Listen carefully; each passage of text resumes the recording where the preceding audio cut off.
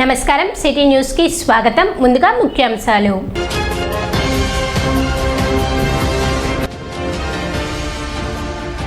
అర్హులందరికీ సకాలంలో సంక్షేమ పథకాలు. తెనాలిలో పెన్షన్ పంపిణీ కార్యక్రమంలో మంత్రి నాదెండ్ల మనోహర్ వెల్లడి.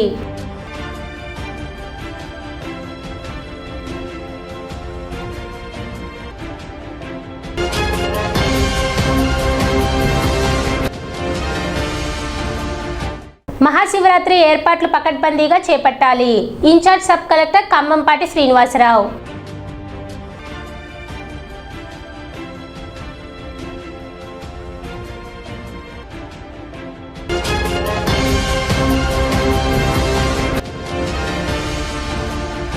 ముఖ్యమంత్రి చంద్రబాబు నాయుడుపై అంబటి వ్యాఖ్యలకు నిరసనగా టీడీపీ శ్రేణుల ఆందోళన.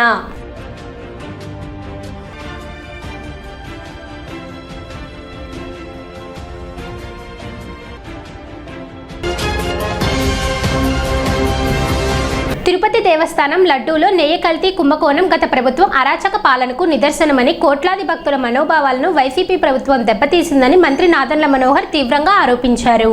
తెనాలిలోని జనసేన పార్టీ కార్యాలయంలో మంత్రి నాదెండ్ల మనోహర్ మాట్లాడుతూ, గత ప్రభుత్వం చేసిన కుంభకోణాలపై కూటమి ప్రభుత్వం దర్యాప్తు ప్రారంభించగానే వైసీపీ సుప్రీంకోర్టును ఆశ్రయించిందన్నారు.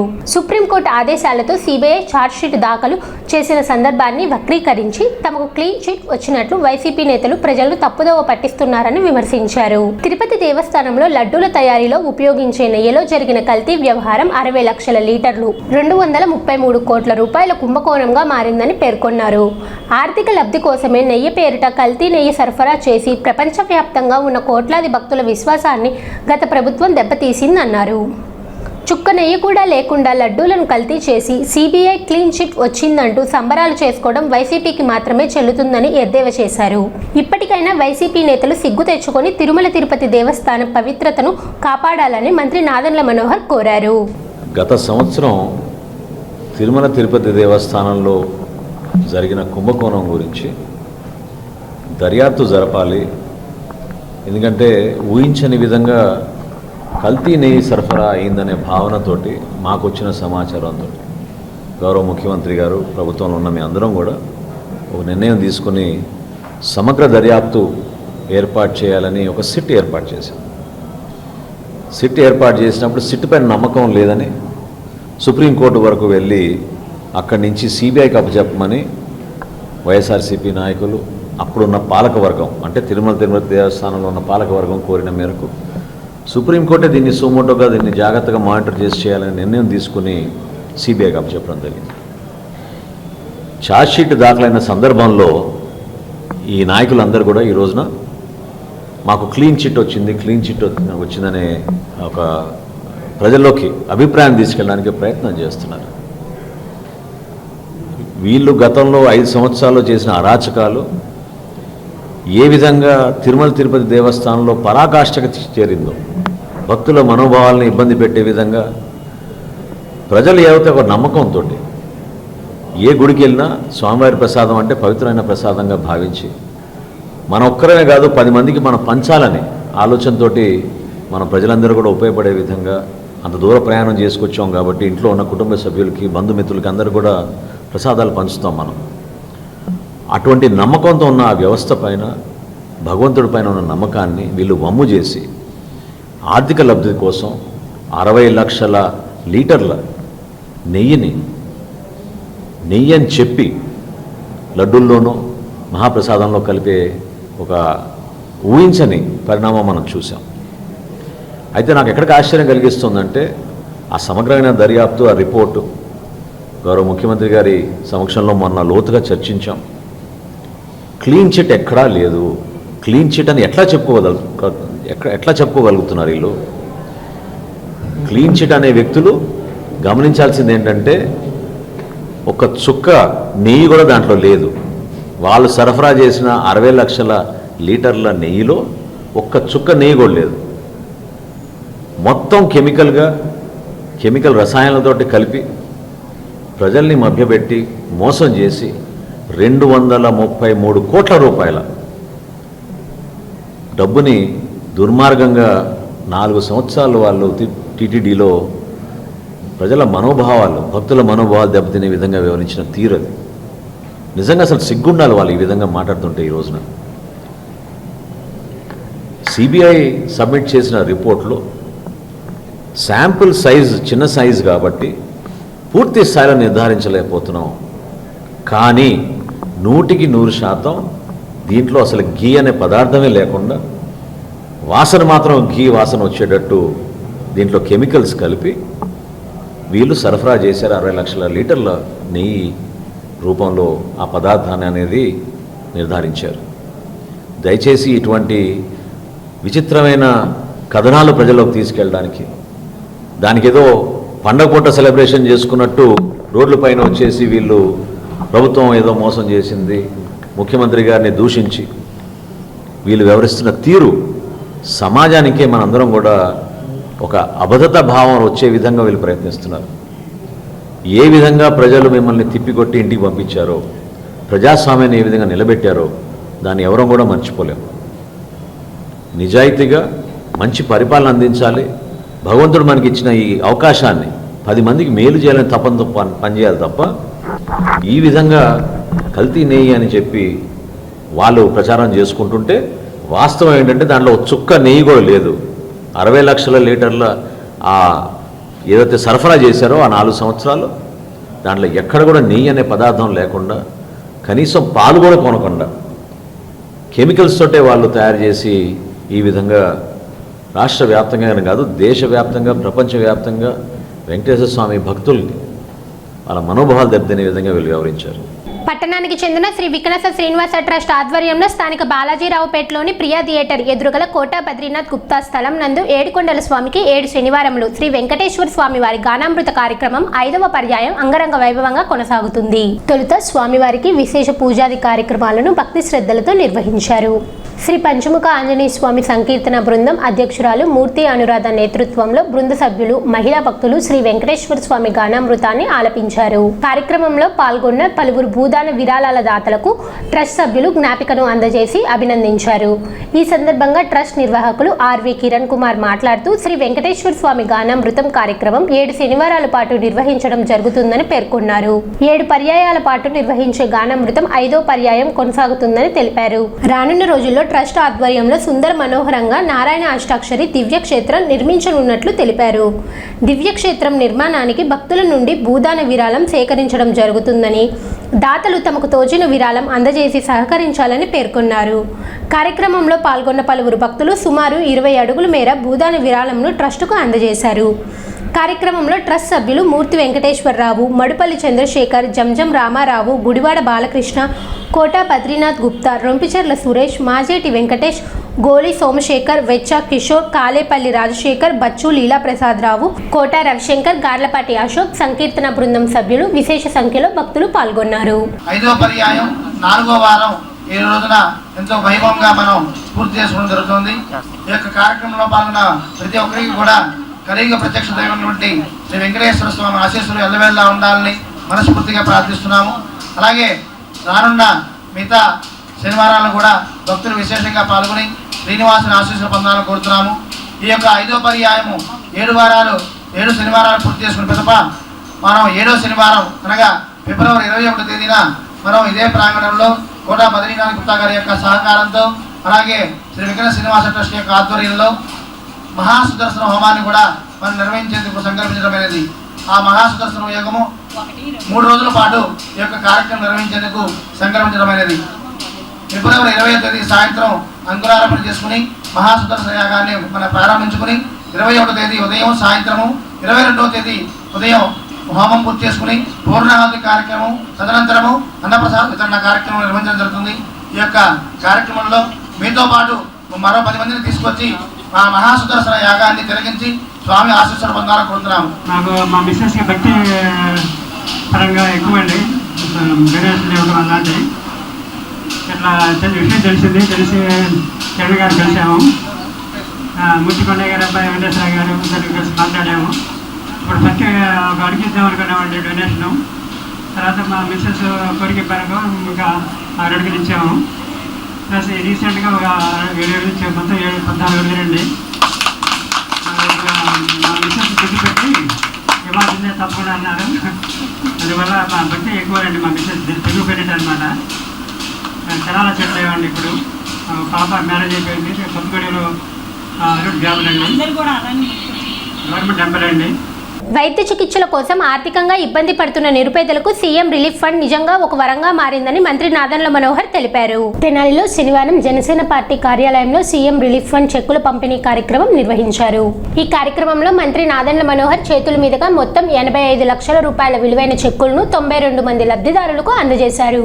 తీవ్రమైన అనారోగ్యంతో వైద్య సేవలకు ఆర్థికంగా ఇబ్బంది పడుతున్న కుటుంబాలకు ఈ సహాయం ఎంతో ఉపశమనం కలిగిస్తుందని మంత్రి పేర్కొన్నారు. కూటమి ప్రభుత్వం అధికారంలోకి వచ్చిన తరువాత తెనాలి నియోజకవర్గంలో ఇప్పటి వరకు 422 మంది లబ్ధిదారులకు సీఎం రిలీఫ్ ఫండ్ కింద 4,60,00,000 రూపాయల ఆర్థిక సహాయం అందజేసినట్లు మంత్రి తెలిపారు. ప్రజల ఆరోగ్యమే ప్రభుత్వానికి ప్రథమ ప్రాధాన్యమని, అవసరంలో ఉన్న ప్రతి ఒక్కరికి అండగా నిలబడడమే ప్రభుత్వ లక్ష్యమని ఆయన స్పష్టం చేశారు. ఈ కార్యక్రమంలో పార్టీ నాయకులు, కార్యకర్తలు, లబ్ధిదారులు పాల్గొన్నారు.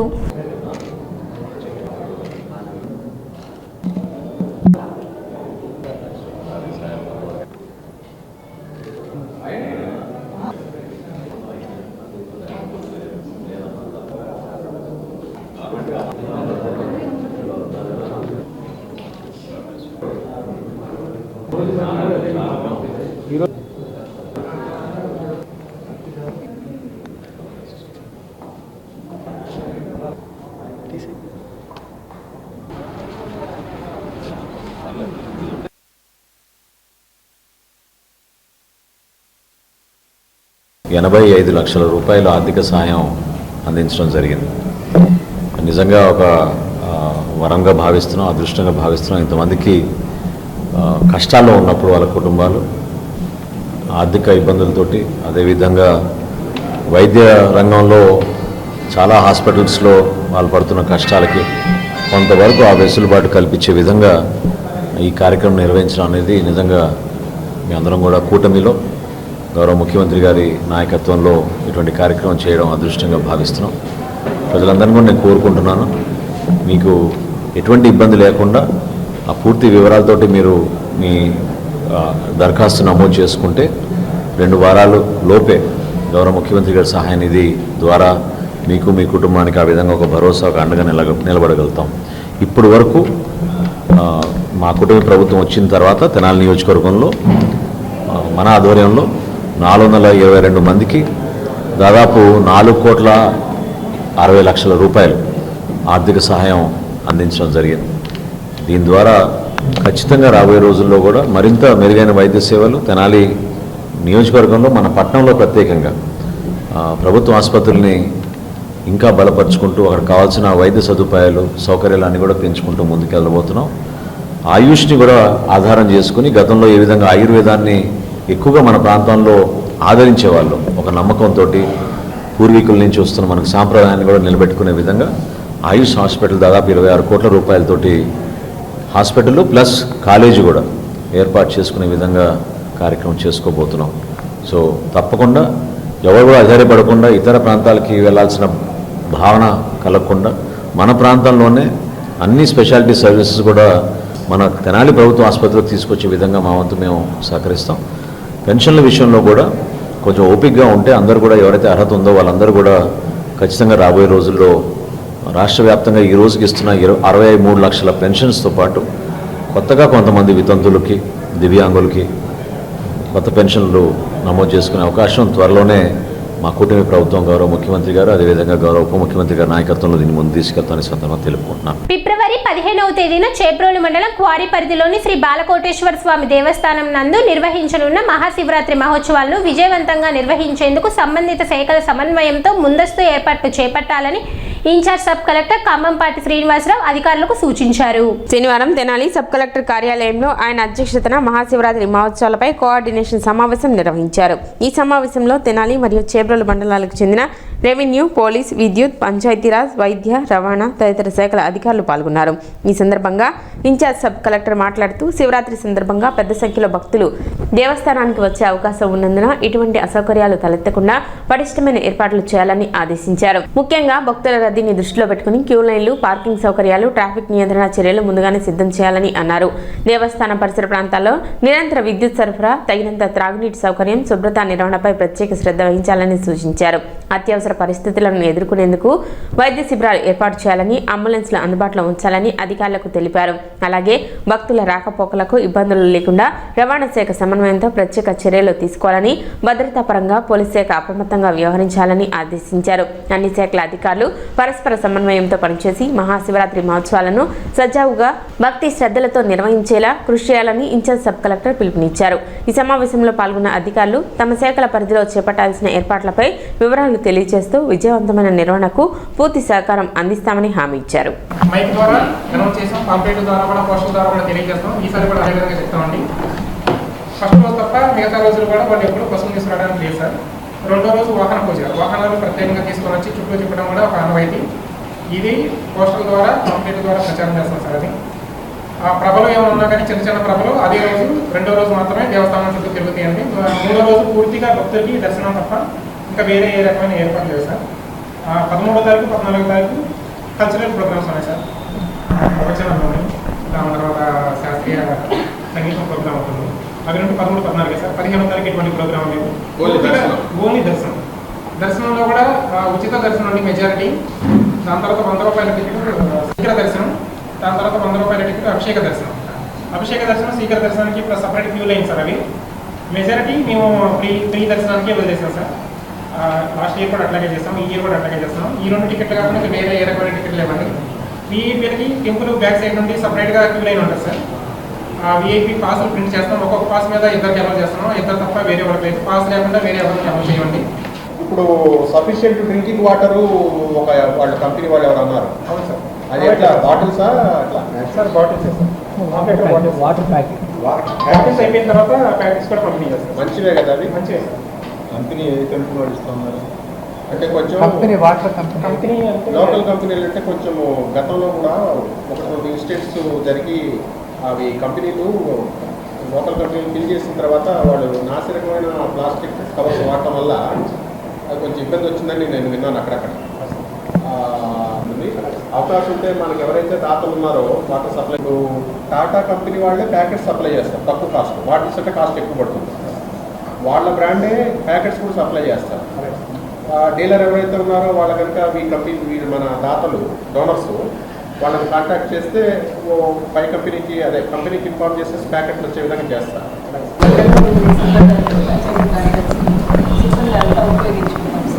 శానిటేషన్కి 3 టాయిలెట్స్ పెడతాం సార్. తర్వాత డ్రింకింగ్ వాటర్ అక్కడక్కడ ఏర్పాటు చేస్తాం సార్. ట్రాక్టర్స్ ద్వారా కూడా వాటర్ పెడతాం సార్. శానిటేషన్ ఎప్పటికప్పుడు ఫిల్ అయిన వెంటనే మీకు అరేంజ్ చేసినటువంటి ట్రాక్టర్స్ చెత్త చెదాలను వెంటనే దాన్ని అరేంజ్ చేస్తాం సార్. ముందు లేకుండా అప్పుడప్పుడు వాటర్ దిగుబడి చేస్తుంటాం సార్. శ్రీ బాలకోటేశ్వర స్వామివారి ఉత్సవాలకు సంబంధించి ఒక coordination meeting Tenali revenue division పరిధిలో ఉన్నటువంటి అన్ని శాఖల అధికారులతో కూడా నిర్వహించుకోవడం జరిగింది. గౌరవ కలెక్టర్ గారి ఆదేశాల ప్రకారం ఈ కోఆర్డినేషను సమావేశానికి అన్ని శాఖల అధికారులు కూడా హాజరయ్యారు. ఈ కోఆర్డినేషన్ మీటింగ్లో మనం 15వ తారీఖు మహాశివరాత్రి సందర్భంగా బాలకోటేశ్వర స్వామి ఉత్సవాలు ఏ విధంగా నిర్వహించుకోవాలి, అందుకు తీసుకోవాల్సిన ముందస్తు చర్యలు కావచ్చు, చేయాల్సిన ముందస్తు ఏర్పాట్ల గురించి కావచ్చు మనం చర్చించుకోవడం జరిగింది. ఇది ఫస్ట్ కోఆర్డినేషన్ మీటింగు. ఇంకొక కోఆర్డినేషన్ మీటింగ్ కూడా గౌరవ శాసనసభ్యులు పొన్నూరు వారి ఆధ్వర్యంలో మళ్ళీ మేము 4వ తారీఖున ఇంకొకసారి సమావేశమయ్యి మరొకసారి అన్ని శాఖల మధ్య సమన్వయం సాధించి బాలకోటేశ్వర స్వామివారి సేవలో వారికి సంబంధించిన ఉత్సవాలన్నీ కూడా దిగ్విజయంగా నిర్వహించాలని చెప్పి మేము ప్రయత్నం చేస్తున్నాము.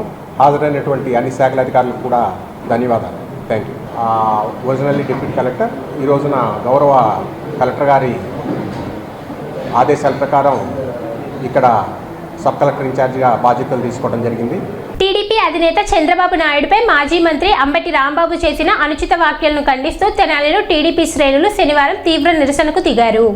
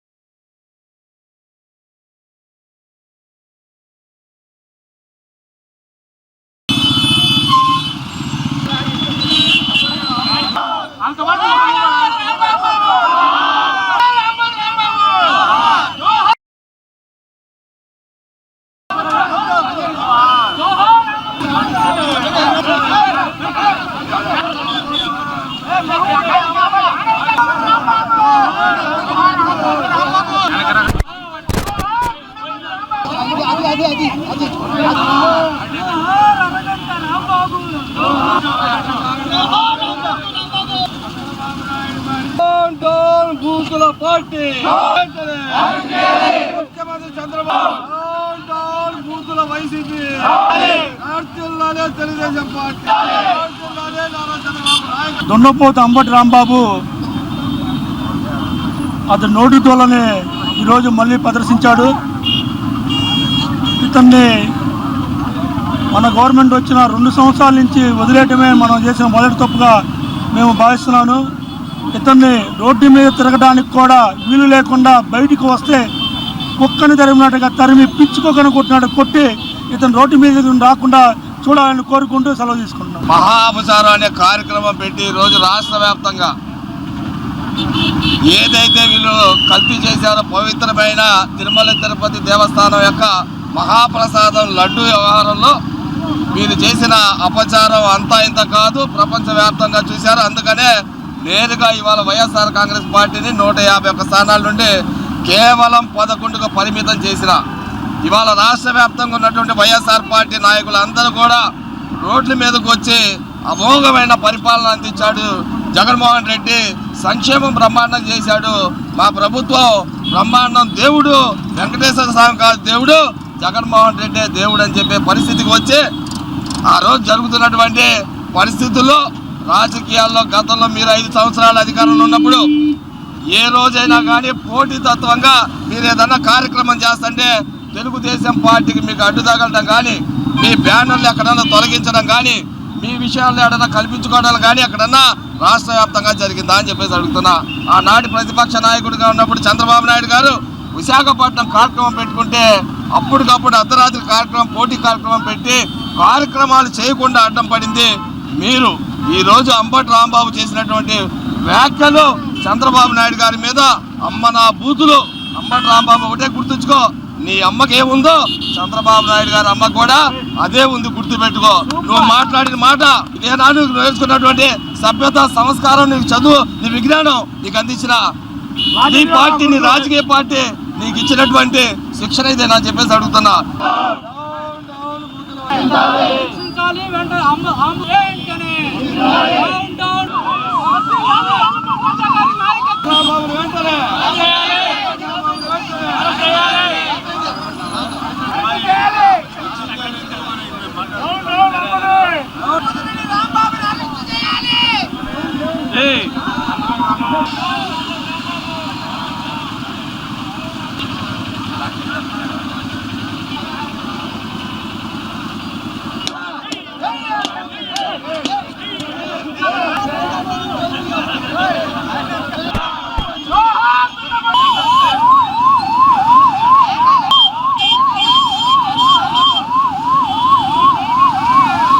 ఒక పశువు, ఒక ఆంబోతు కట్టలు తెంచుకొని రోడ్డు మీదకి ఎక్కి చంద్రబాబు నాయుడు గారిని నోటికొచ్చినట్టు దూషిస్తుంది. ఈ పశువు చెలరేయడానికి కారణము కూటమిలో ఉన్న నాయకులు కూడా ఒక కారణమని నేను తెలియజేస్తున్నాను.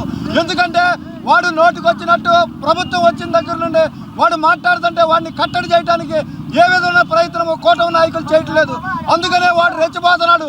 వాడు రాజధాని గురించి మాట్లాడుతా ప్రపంచ స్థాయి రాజధాని కావాలన్నాడు. వాడి బతుకే వాడి రోడ్డు ఏమంటే బస్ స్టాండ్లు ఏమంటే పరిగలేరుకునే ఏదవా.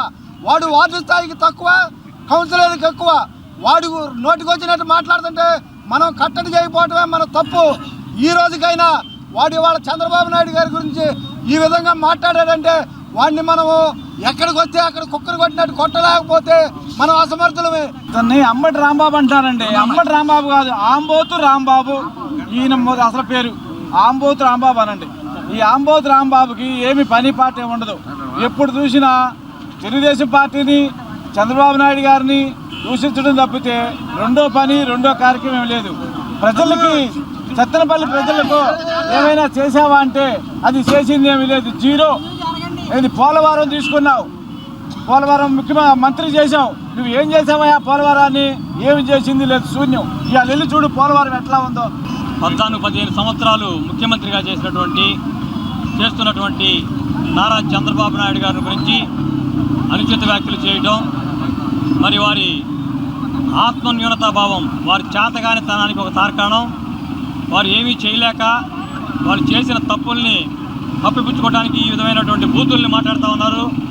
మరి అదేవిధంగా చూసినట్లయితే రాష్ట్ర వ్యాప్తంగా వైసీపీ నాయకులందరూ కూడా ప్రతినిత్యం అబద్ధాలతోనే వాళ్ళు బతుకు వెళ్లదీస్తూ ఉన్నారు.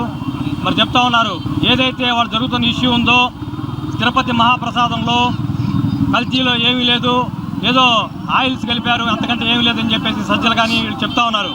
కానీ నేషనల్ డైరీ డెవలప్మెంట్ బోర్డు ఖచ్చితంగా ఆ రోజునే చెప్పింది, 2000 ఎప్పుడైతే ఈ తిరుపతి లడ్డు ఇష్యూ బయటకు వచ్చిందో ఆ రోజునే చెప్పింది, దీనిలో జంతు కొవ్వు కలిసినట్టుగా నిర్ధారించి వారు కూడా ఇవ్వడం జరిగింది, రిపోర్ట్లు ఇవ్వడం జరిగింది. బాబు ఎదవా ఫారం బాకలాడా, నువ్వు మంచివాడు అంటారా?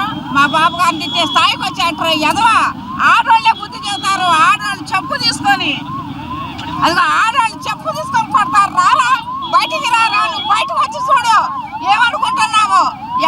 ఎదవా మమ్మల్ని తిట్టడం కాదురా, నువ్వు చూడు కదా గాడిద మీద పెట్టి ఊరేగిస్తాం అనుకుంటున్నావు. ఎదవా హిందువులందరూ కూడా ఆరాధన అయినటువంటి శ్రీ వెంకటేశ్వర స్వామి తిరుమలలో కొలువై ఉంటే అలాంటి దేవస్థానం యొక్క పవిత్రతను దిగజారుస్తూ గత వైఎస్ఆర్సీపీ సైకో ప్రభుత్వంలో అక్కడ లడ్డీ కల్తీ జరిగిన విధం ప్రపంచవ్యాప్తంగా హిందువులందరూ కూడా తెలిసిన విషయమే.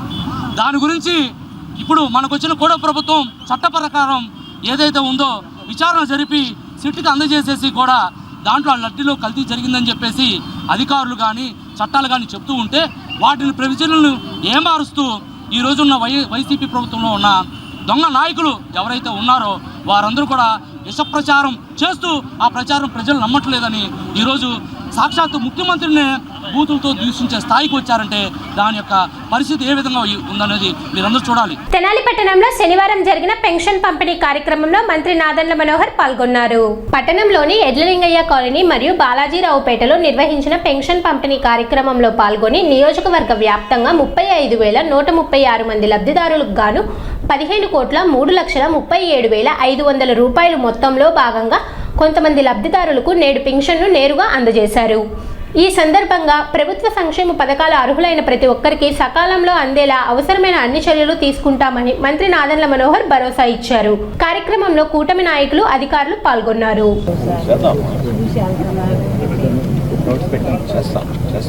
మొత్తం కాలనీ అంతా ఒకేసారి చేపిద్దాం అనుకున్నాం, చేస్తూనే ఉంటాం. ఓకేనా? పెట్టేస్తాం. పోయినసారి కూడా మీరు చెప్పారు, రాసుకున్నాం, చేపిద్దాం కన్నా చేపిద్దాం, తప్పని చేద్దాం. ఎన్నోసార్లు చెప్పుకుంటున్నాను, మీ లెవెల్లో వినాం, ఈ లెవెల్లో అవన్నీ సమస్యలు ఎస్కలేట్ చేసి చెప్పండి మీరు.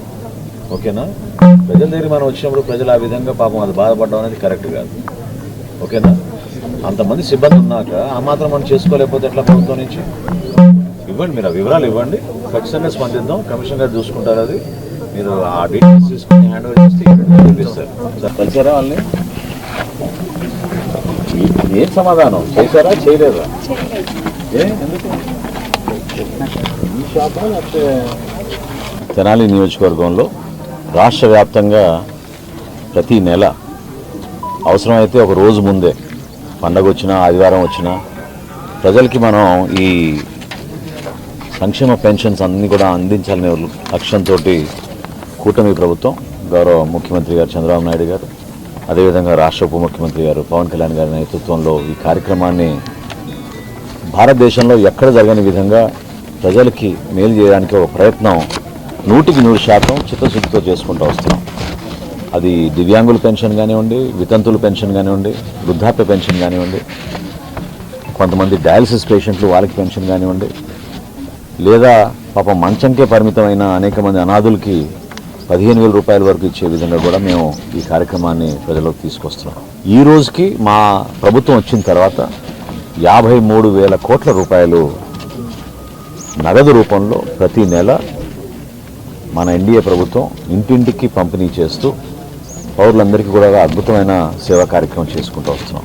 అంటే సుమారు నెలకి 2,700 కోట్ల రూపాయలు నగదు రూపంలో ఇచ్చడమే కాకుండా రాష్ట్ర వ్యాప్తంగా 63 లక్షల మంది లబ్ధిదారులకి ఈ సౌకర్యం అందిస్తున్నాం.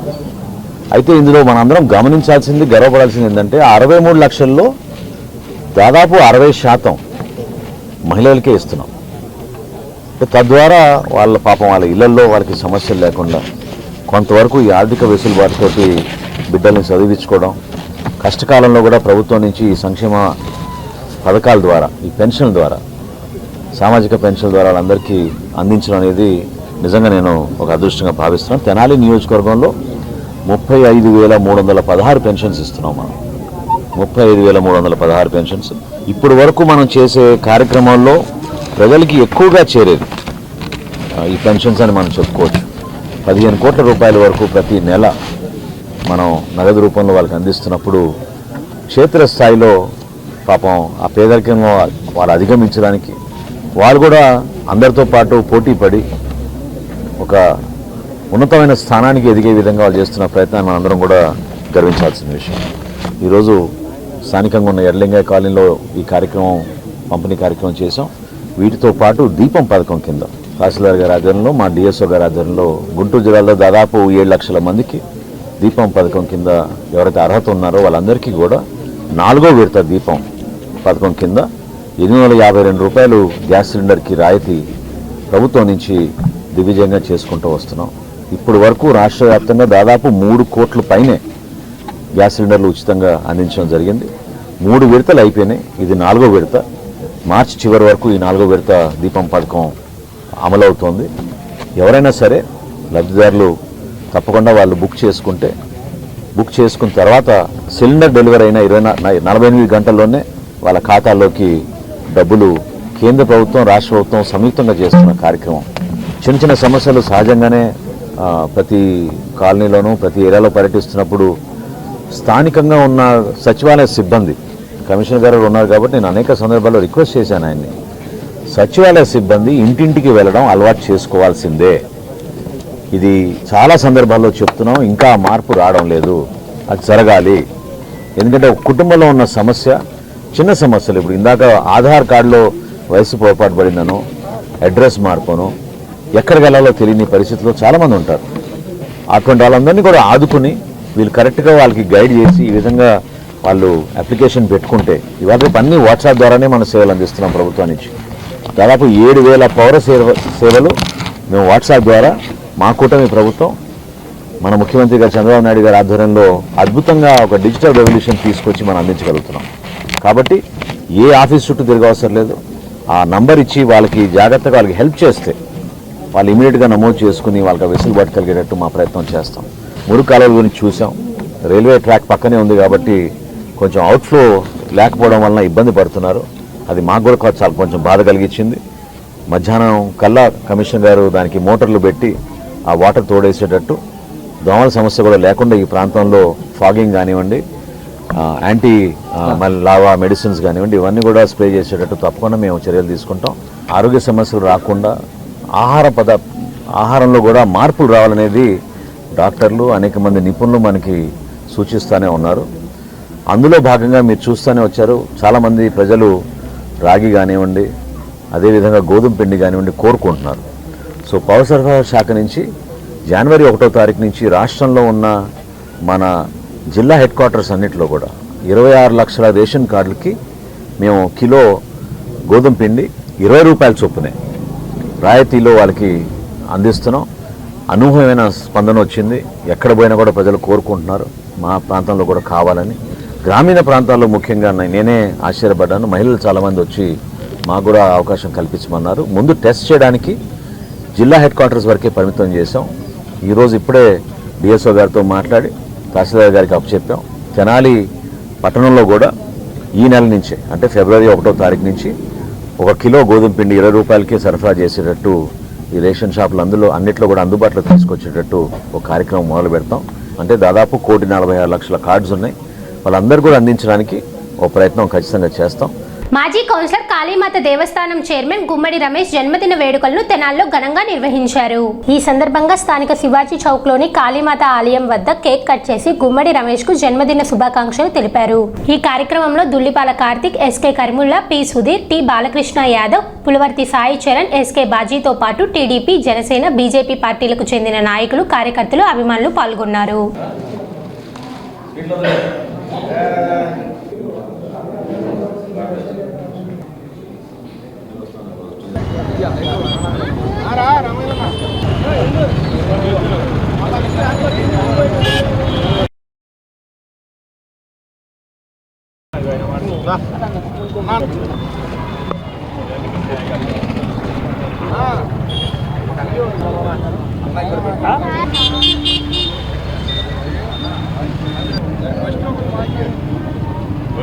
గుమ్మడి రమేష్ గారికి పుట్టినరోజు శుభాకాంక్షలు.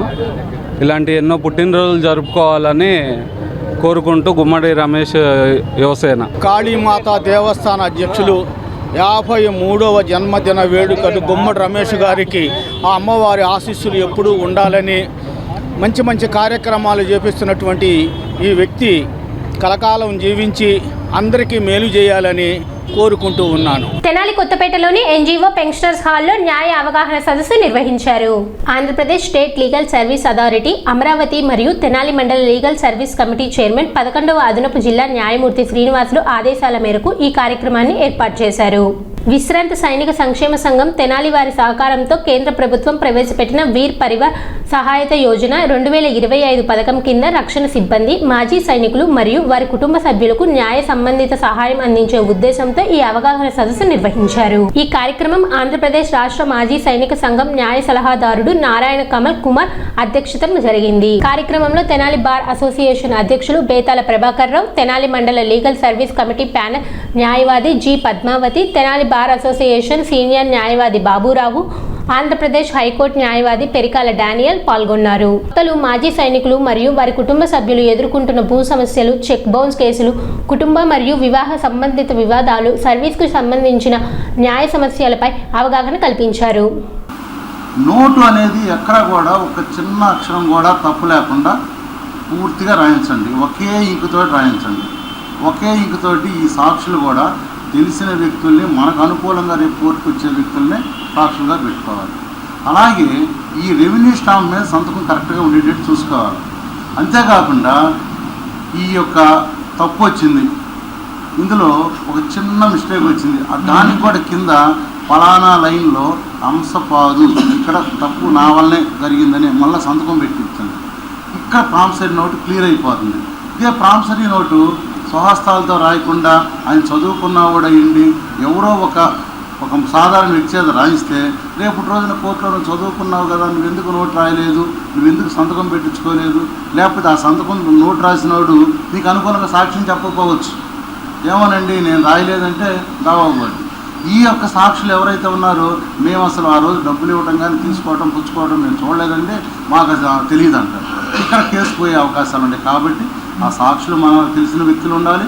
అలాగే ప్రామిసరీ నోట్ రాసేటప్పుడు చదువుకున్న ఒకటే స్వహస్తాలతో అంతా రాయించాలి. అతను రాయలేని పక్షంలో మనకు తెలిసిన వ్యక్తి చేత మనం కరెక్ట్గా నోట్ రాయించుకుంటే నోటు అంతవరకు కరెక్ట్గానే ఉంటుంది. ఈ కార్యక్రమంలో విశ్రాంత సైనిక సంక్షేమ సంఘం అధ్యక్షులు కనపర్తి మహారాజు, కార్యదర్శి పి సురేష్ కుమార్, సుబాని, ఆచారి తదితరులు విశ్రాంత సైనికులు మరియు వారి కుటుంబ సభ్యులు పాల్గొన్నారు. సహాయత యోజన పథకం కింద మాజీ సైనికులకు అవగాహన సదస్సు, న్యాయ అవగాహన సదస్సు కల్పించడం జరిగింది. ఇది ఆంధ్రప్రదేశ్ లీగల్ సర్వీస్ కమిటీ వారి సూచన మేరకు మరి తెనాలి మండల లీగల్ సర్వీస్ కమిటీ మరి చైర్మన్ గౌరవనీయులైనటువంటి శ్రీ డి శ్రీనివాసులు గారు, మరి 11వ అదనపు జిల్లా జడ్జి గారి ఆదేశానుసారం మరి ఈరోజు మాజీ సైనికులకి మరి భూ సమస్యల మీద, అలాగే మరి చెక్కు సమస్యల మీద, అలాగే బ్యాంకులో ఉన్నటువంటి సమస్యల మీద, అలాగే సర్వీస్ మేటర్స్ మీద పూర్తి అవగాహన కల్పించడం జరిగింది. ఇందులో భాగంగా మరి Tenali bar association president Betal Prabhakar గారు, అలాగే mandal legal service committee panel member అయినటువంటి శ్రీమతి గువ్వల పద్మావతి గారు, అలాగే ఆంధ్రప్రదేశ్ హైకోర్టు న్యాయవాది పెరికల డానియల్ గారు, మరి బార్ అసోసియేషన్ సీనియర్ న్యాయవాది బాబురావు గారు, మరి అట్లాగే ఈ కార్యక్రమానికి విజయప్రదంగా మరి నడిపించడానికి సహాయత ఇచ్చినటువంటి విశ్రాంతి సైనిక సంక్షేమ సంఘం ప్రెసిడెంట్ మరి కనపర్తి మహారాజు గారు, వీరందరూ పాల్గొన్నారు. 31/1/2026 తేదీన తెనాలి ఎన్జిఓ హోమ్స్లో పెన్షనర్స్ హాల్లో న్యాయ విజ్ఞాన సదస్సు జరిగింది. దీనికి గుంటూరు స్టేట్ న్యాయ విజ్ఞాన కమిటీ వారి ఆదేశాల మేరకు తెనాలి 11వ అదనపు జిల్లా జడ్జి గారు డి శ్రీనివాసులు గారి ఆదేశాల మేరకు ఈరోజు ఈ లీగల్ లిటరసీ క్యాంప్ జరిగింది. దీనిలో భాగంగా నేను panel advocate Padmavathi plus Tenali bar association president Betala Prabhakar garu, Perikal Daniel గారు, మిగతా వాళ్ళు పాల్గొనడం జరిగింది. ఈరోజు మాజీ సైనికుల కుటుంబ సభ్యులందరికీ మేము ప్రాపర్టీస్ ఎలా కొనుక్కోవాలి, వాటి మీద ఏం డిస్ప్యూట్స్ వస్తే వాటిని సాల్వ్ చేసుకోవాలనే విషయాల మీద, మ్యాట్రిమోనియల్ ఎఫర్ట్స్ మీద, బ్యాంక్ ప్రాబ్లమ్స్ మీద, ప్లస్ ఎన్ఐ యాక్ట్ల మీద వాళ్ళకి అవగాహన సదస్సు నిర్వహించి తెనాలిలోని Rajendra speech and hearing clinic ఆధ్వర్యంలో ఫిబ్రవరి 1న ఉచిత స్పీచ్ అండ్ హియరింగ్ అవగాహన శిబిరం నిర్వహించనున్నారు. ఈ శిబిరం ఉదయం 10 గంటల నుంచి కొనసాగుతుందని, శిబిరంలో స్పీచ్ అసెస్మెంట్, వినికిడి పరీక్షలు, వినికిడి మిషన్ ట్రయల్ ఉచితంగా నిర్వహించడంతో పాటు హియరింగ్ మిషన్లపై 20 నుండి 30% వరకు ప్రత్యేక రాయితీ కల్పించనున్నారు. వివరాలకు 9281421010 8074721077 నెంబర్లను సంప్రదించాలని paediatric speech language pathologist doctor Angel Richards తెలిపారు. తెనాల్లో ఉన్న ప్రజలందరికీ ఒక గుడ్ న్యూస్. రేపు మార్నింగ్ అంటే ఫిబ్రవరి 1వ తారీఖు ఆదివారం రోజున ఉదయం 10 గంటల నుంచి మన రాజేంద్ర స్పీచ్ అండ్ హియరింగ్ క్లినిక్లో ఫ్రీగా speech and hearing assessment camp జరుగుతుంది. అంటే పిల్లల్లో ఇంకా మాటలు రాక ఇబ్బంది పడుతున్న వాళ్ళకి, అండ్ అలాగే ఆటిజం, ADHD, అండ్ పెద్దవాళ్ళలో స్ట్రోక్ వచ్చి మాట పడిపోయిన వాళ్ళకి, మింగుడు పడని వాళ్ళకి, అండ్ పెద్దవాళ్ళలో ఇంకా వినికిడి సమస్య ఉన్న వాళ్ళకి వినికిడి పరీక్షలు చేసి 20 to 30% డిస్కౌంట్ తోటి హియరింగ్ ఎయిడ్స్ ఇస్తున్నారు. ఈ క్యాంప్లో నాతో పాటు Sai Priya speech and hearing clinic founder doctor Priyanka గారు కూడా నాతోటి జాయిన్ అవుతున్నారు. సో ఈ అవకాశాన్ని తెనాల్లో ఉన్న ప్రజలందరూ సద్వినియోగపరచుకోవాలని కోరుకుంటున్నాను. Address Rajendra speech and hearing clinic, Battavari వీధి, Ganganammapeta, Amrutha nursing home hospital పక్కన, తెనాలి.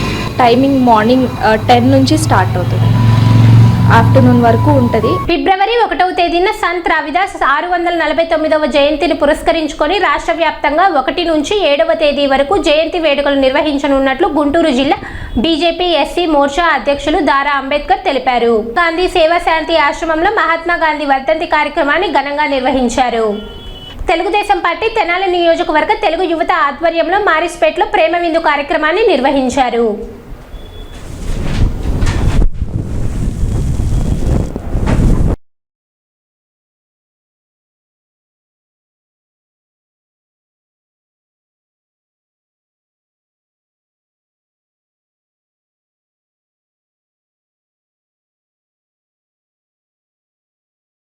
సంత్ రవిదాస్ జయంతి సందర్భంగా రేపు 1వ తారీఖు జయంతి సందర్భంగా ఆయనకి అన్ని పార్టీ ఆఫీసుల్లో, మండల ఆఫీసుల్లో ఫోటో పెట్టి పూలమాల వేసి నివాళులు అర్పించాల్సిందిగా కోరుతున్నాం. దీనికి సంబంధించి రాష్ట్ర పార్టీ ఎస్సీ మోర్చా అధ్యక్షులు సురేష్ గారు ఆదేశాల మేరకు రేపు 1వ తారీఖు నుంచి 7వ తారీఖు వరకు ఈ జయంతి ఉత్సవాలు జరిపే విధంగా ఎస్సీ మోర్చా నిర్ణయించింది. రేపు ఆయన బొమ్మ పెట్టి శ్రద్ధాంజలి కట్టించి ఆ తర్వాత 2వ తారీఖు కానీ 3వ తారీఖు కానీ దళిత వాళ్ళలో ఆయన గురించి ప్రచారం చేసుకుంటా అక్కడ ఒక కార్యక్రమం లాగా పెట్టుకుంటాం. సంత్ గురు రవిదాస్ గారు మరి వారి యొక్క 649వ జయంతి మరి పూర్వకాలంలోనే అంటరానితనం, అస్పృశ్యత అనేక అంశాలపై కూడా జనజాగృతి చేసుకుంటూ అట్టడుగు వర్గాలు అందరూ కూడా అభ్యున్నతి సాధించాలని చెప్పి దేశంలో వనరులన్నింటినీ కూడా సమృద్ధిగా అందరూ సమకాలికులుగా ఉపయోగించుకోవాలని ఒక సదుద్దేశంతో ఆ రోజుల్లోనే జన చైతన్యం చేయడం కోసం వారు దళిత వాడలా తిరుగుతూ జనం మధ్యలో కూడా వారి యొక్క అనేక కార్యక్రమాలు నిర్వహించడం జరిగింది. వారిని గుర్తు చేసుకుంటూ మరి దేశ భారతీయ జనతా పార్టీ కానివ్వండి, ఇటు రాష్ట్ర భారతీయ జనతా పార్టీ మరి గుంటూరు జిల్లా అధ్యక్షులు చెరుకూరు తిరుపతిరావు గారి పిలుపు మేరకు మరి ఇక్కడికి విచ్చేసిన దారా అంబేద్కర్ గారు ఎస్సీ మోర్చా జిల్లా అధ్యక్షులు మరి వారి యొక్క అడుగుజాడల్లో కూడా మరి ఒక కార్యక్రమాన్ని రూపకల్పన చేయడం జరిగింది. భారతదేశ చరిత్రలోనే లిఖించదగినటువంటి మహా గొప్ప తత్వవేత్త, ఆ రోజుల్లోనే సామాజిక అసమానతల పైన, అస్పృశ్యత పైన అలుపెరగని పోరాటం చేసినటువంటి సంత్ రవిదాస్ గారి జయంతిని పురస్కరించుకొని రేపు మాఘ పూర్ణిమ రోజు మరి ఫిబ్రవరి 1వ తారీఖు నుండి ఫిబ్రవరి 1వ తారీఖు సంత్ రవిదాస్ గారి జయంతి, ఆ రోజు నుండి ఫిబ్రవరి 7వ తారీఖు వరకు రాష్ట్ర వ్యాప్తంగా సంత్ రవిదాస్ వేడుకలు ఘనంగా నిర్వహించాలని రాష్ట్ర పార్టీ అధ్యక్షులు పివిఎన్ మాధవ్ గారు, అలాగే రాష్ట్ర ఎస్సీ మోర్చా అధ్యక్షులు పంతర సురేష్ గారు మరి మాకు దిశానిర్దేశం చేసిన విధంగా ఈరోజు గుంటూరు జిల్లా అధ్యక్షులు చెరుకూరు తిరుపతిరావు గారు సూచనల మేరకు గుంటూరులో మరి ఈరోజు తెనాలి పట్టణంలో దానికి సంబంధించినటువంటి సన్నాహక సమావేశం మరి పత్రికా ప్రకటనకి ఏర్పాటు చేయడం జరిగింది. ఈరోజు దీనికి సంబంధించి సంత్ రవిదాస్ జయంతి వేడుకలు మొత్తం 7 రోజులు జరుగుతాయి. దీనికి ఇది ఒక్క భారతీయ జనతా పార్టీ మాత్రమే కాదు, ఇందులో కూటమి నేతలందరూ, ప్రజాప్రతినిధులు, స్థానిక నాయకులు, తెలుగుదేశం నాయకులు, జనసేన నాయకులు, భారతీయ జనతా పార్టీ నాయకులు అందరూ కూడా ఇందులో పాల్గొంటారు. తెనాలి పట్టణంలోని స్థానిక బస్టాండ్ సమీపంలో గల ప్యారడైజ్ గృహ సముదాయంలో శారదా చలపతి నివాసంలో మాఘమాసాన్ని పురస్కరించుకొని పుష్పయాగాన్ని భక్తి శ్రద్ధలతో నిర్వహించారు. ఈ సందర్భంగా సూర్యునికి ఆదిత్య హృదయ పారాయణ చేయడంతో పాటు అమ్మవారికి శ్రీ సూక్తం, పురుష సూక్త విధానాలతో అభిషేకాలు నిర్వహించారు. అనంతరం అష్టోత్తర శత సహస్ర నామాలతో, నేతి, కలువ పూలతో పాటు వివిధ రకాల సుగంధ పరిమళ పుష్పాలతో ప్రత్యేక అర్చనలు చేశారు. అనంతరం మంగళహారతి నిర్వహించి భక్తులకు తీర్థ ప్రసాదాలను వితరణ చేశారు. ఈ కార్యక్రమంలో భారతి, పద్మ, శిరీష్, లక్ష్మి, బాలాజీ, జ్యోతి, సుశీల తదితరులు పాల్గొన్నారు. మాఘమాసాన్ని పురస్కరించుకుని మా ఇంట్లో ఈ ప్యారడైజ్ గృహ సముదాయంలో అందరం కలిపి సామూహికంగా పుష్పయాగం నిర్వహించుకుంటున్నాము. ఈ మాఘమాసానికి ఉన్న ప్రత్యేకత, సూర్యుడికి ప్రీతికరమైంది మాఘమాసాన్ని రథసప్తమి వస్తుంది, అమ్మవారికి ప్రీతికరంగా శ్రీపంచమి వస్తుంది, విష్ణుమూర్తికి విష్ణు సహస్రనామం పుట్టింది భీష్ముల వారు అంపశయ్య మీద నుంచి పాండవులకి శ్రీకృష్ణుడి సమక్షంలో విష్ణు సహస్రనామం చెప్పింది కూడా ఈ నెలలోనే. ఇవన్నీ కూడా మనకి ఈ నెలలో ఉండటాన్ని పురస్కరించుకొని ప్రతి సంవత్సరం కూడా మేము పుష్పయాగం ఈ నెలలో నిర్వహిస్తూ ఉంటాము. ప్రతి సంవత్సరంకి మళ్ళీ ఈ సంవత్సరం కూడా ఇక్కడ ఇది జరుగుతోంది.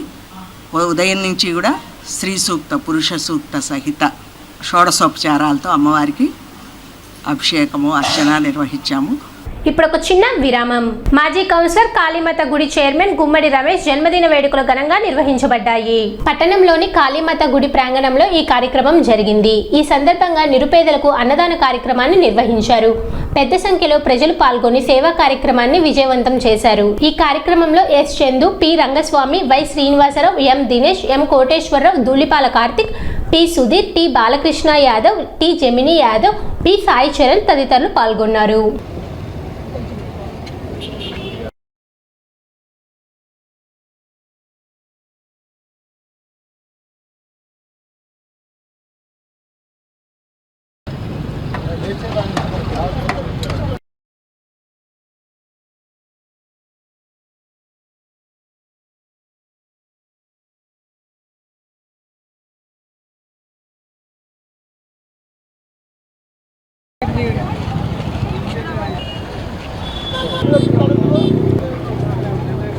తెలుగు యువత నాయకుడు గుమ్మడి రమేష్ 53వ జన్మదిన సందర్భంగా కాళీమాత దేవస్థానం దగ్గర మరి దేవస్థాన భక్తులకి అలాగే బడుగు బలైన వర్గాల వారికి అన్నదాన కార్యక్రమం చేయడం జరుగుతుంది. మరి 53వ జన్మదినం జరుపుకుంటున్నాం ఈ గుమ్మడి రమేష్కి ఆ దేవుడు ఆయురారోగ్యాల శరీరాలు అని చెప్పి ఆ దేవుడిని మనస్ఫూర్తిగా ప్రార్థిస్తూ మంచి ఉన్నత పదవులను అలంకరించాలి. మరి పేద బడుగు బలైన వర్గాలకి అందరికీ కూడా బాస్ట్గా ఉండాలి. 10 మందికి ఉపయోగపడి 10 మంది సేవ చేస్తూ మంచి పేరు ప్రఖ్యాతలు తెచ్చుకొని మరి అందరికీ ఆదర్శంగా ఉండాలని చెప్పి మనస్ఫూర్తిగా కోరుకుంటూ వాడికి దేవుడు ఆయురారోగ్యాల శరీరం అని చెప్పి మనస్ఫూర్తిగా కోరుకుంటూ తెలుగుదేశం పార్టీ తెలుగు యువత మాజీ అధ్యక్షులు, కాళీమాత గుడి చైర్మన్, తెనాలిపట్నం 3వ వార్డు ఎక్స్ కౌన్సిలర్, పెద్దలు గౌరవనీయులు మా అన్నగారు గుమ్మడి రమేష్ గారికి 53వ జన్మదిన శుభాకాంక్షలు. ఆయన సుఖ సంతోషాలతో ఆయురారోగ్యాలతో తన యొక్క జీవితాన్ని కొనసాగించాలని, అదేవిధంగా మా తెలుగుదేశం పార్టీలో ఆయన మరిన్ని పదవులను చేపట్టాలని, తన చిరకాల వాంఛ నెరవేర్చుకోవాలని, ఈ సంవత్సరం అది ఫలిస్తుందని మనస్ఫూర్తిగా కోరుకుంటున్నాను. సిటీ న్యూస్ ముగించే ముందు ముఖ్యాంశాలు మరోసారి.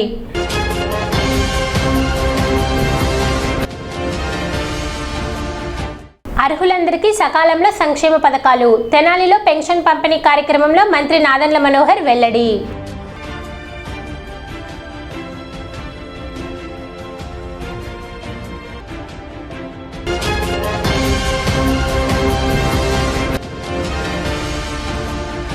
మహాశివరాత్రి ఏర్పాట్లు పకడ్బందీగా చేపట్టాలి. In charge sub collector Khammampati Srinivasarao.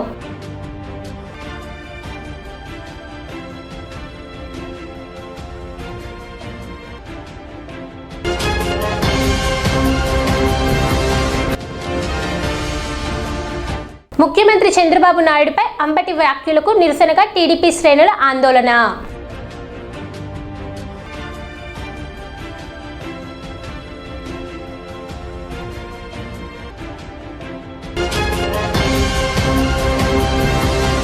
City news ఇంతటితో సమాప్తం. నమస్కారం.